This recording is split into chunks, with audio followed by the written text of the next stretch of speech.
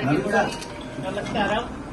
మరి నిన్న జరిగిన ఇష్యూలో కేటీఆర్ చేసిన పనికి కేటీఆర్ ఏదైతే కావాలని ఇంకా రెచ్చగొట్టే పద్ధతిలో నా మీద మళ్లీ కామెంట్స్ చేయడము, దానితోటి నేను బాధపడుతూ భాగోద్వేగానికి గురవి కొన్ని పేర్లు తీసుకొని నేను కొంతమందిని మరి మీడియా ముందు మాట్లాడడం జరిగింది. నేను పేర్లు తీసుకోకుండా ఉండాల్సింది. దానివల్ల వాళ్ళు కొంత, ఎందుకంటే నేనే విధంగా బాధపడ్డానో వాళ్ళు కూడా అదే విధంగా బాధపడడం నాకు బాధ అనిపించింది. దాన్ని దృష్టిలో పెట్టుకుని నేను నైట్ బేషరత్గా నా వర్డ్స్ విత్డ్రా చేసుకుంటున్నా అని కూడా చెప్పడం జరిగింది.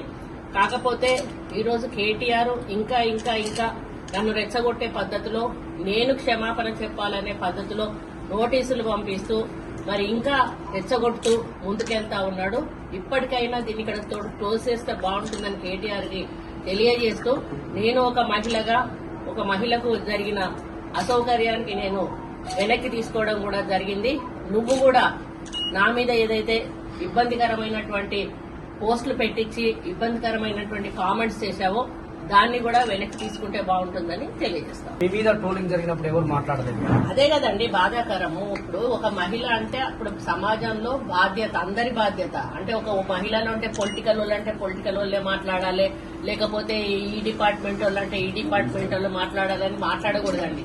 ఒక మహిళకు అన్యాయం జరిగినప్పుడు అందరూ కూడా సమాజంలో స్పందించాల్సిన అవసరం ఉన్నది. కాబట్టి ఒక మినిస్టర్ మీద, నాకంటే ముందు సీతక్క మీద ఇంకా దారుణంగా ట్రోల్ చేశారు. అప్పుడు కూడా ఎవ్వరు మాట్లాడలేదు.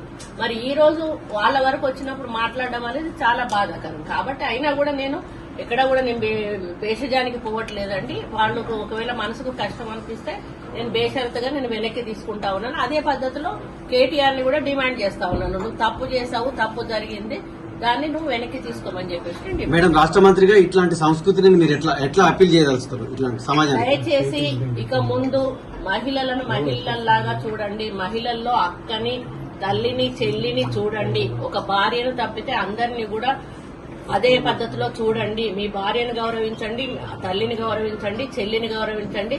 సమాజంలో ఉన్న ప్రతి మహిళను కూడా గౌరవించండి. సృష్టికి మూలం మహిళ. మహిళ లేనిది ఈరోజు సృష్టి లేదు.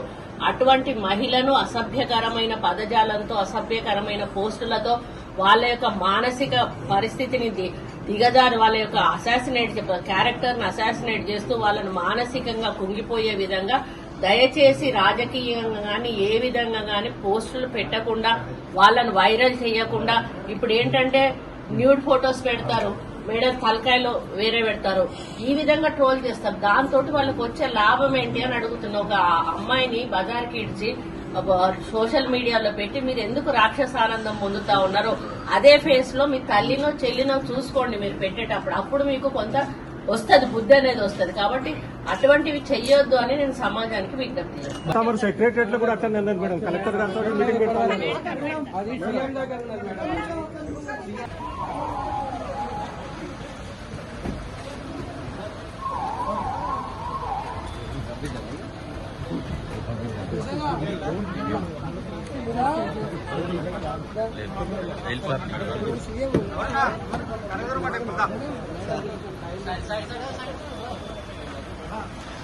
Jai Swarajya World TV exclusive coverage from Hanmakonda Guest House.